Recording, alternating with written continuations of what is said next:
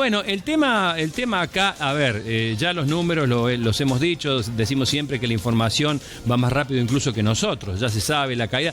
¿Qué significa esto? Esta contradicción tan frecuente de la conducta argentina a la hora sobre todo desde el punto de vista económico. ¿Qué significa esto? Que la inflación baja y el consumo también baja. ¿No es contradictorio o qué lectura se nos escapa?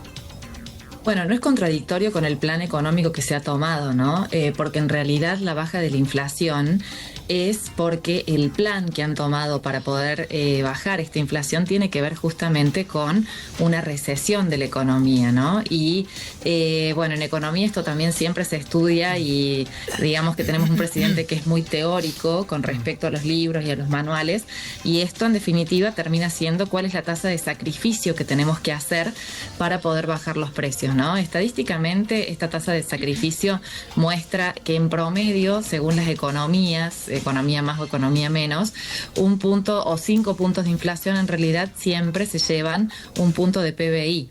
Con lo cual, esta baja del consumo va en línea con esta desinflación que se ha tomado a partir de diciembre del año pasado. Entonces, hoy estamos en un momento en donde los números de la macro se están acomodando, ¿no? Y estamos viendo que hay una revolución financiera con respecto a esos números macro.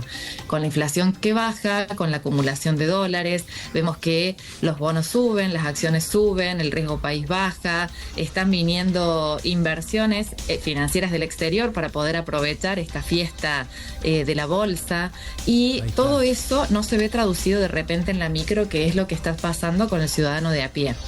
¿Qué es lo que estamos viendo allí? Donde en definitiva este torniquete que el presidente desde el momento 1 dijo, ¿no? Donde dijo vamos a ir a un año de estanflación, donde en realidad hay que decir que si bien la inflación viene disminuyendo, vamos a terminar el año con una inflación superior, digamos, hoy estamos en el 209% desde que empezó, cuando comparamos el interanual, ¿no? Entonces, hoy la inflación sigue siendo alta y esto impacta en el consumo. Además, la eliminación de la emisión monetaria hace que no haya dinero circulando.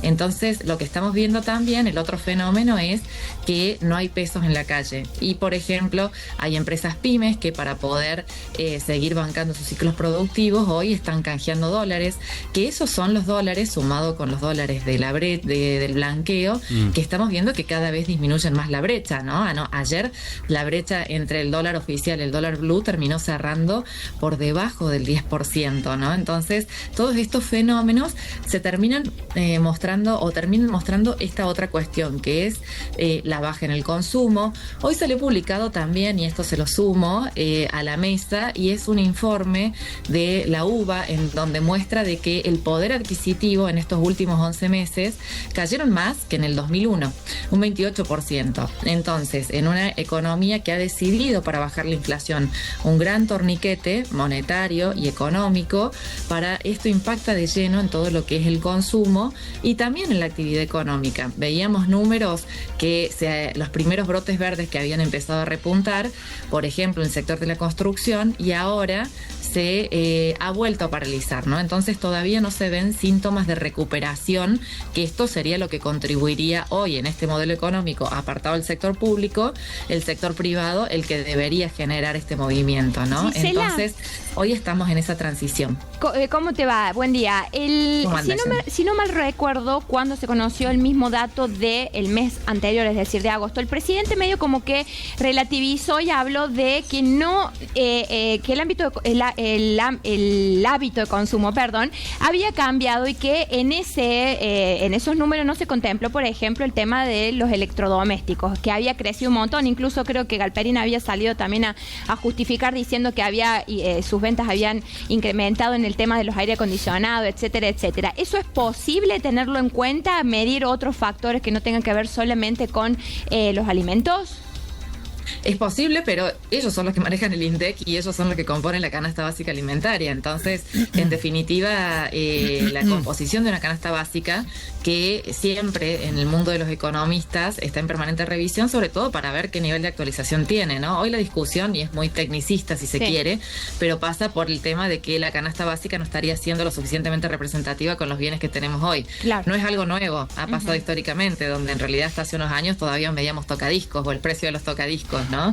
Entonces, esto creo que tiene que ver con esta cuestión, pero de todas maneras estos tecnicismos te cambian el panorama total, ¿no? Entonces, la baja del consumo existe, la baja del poder adquisitivo también existe. Lo que hay que ver es cuándo repuntaría el sector privado, y esto en este modelo se daría cuando se logren estabilizar los precios. Allí empezaría a haber una confianza mayor en el sector empresario para poder hacer planes. Esto generaría puestos de trabajo y también mejoraría, junto con la baja de precios, el poder adquisitivo, y empezaría el círculo virtuoso, ¿no? Pero esto es un camino lento, ¿no? Sí, las proyecciones del Banco Mundial, FMI, relevamiento de expectativas de mercado, marcan que ya con una inflación en baja para el año que viene se recuperaría la economía, ¿no? Y veremos qué sucede ahí con el poder adquisitivo y el consumo.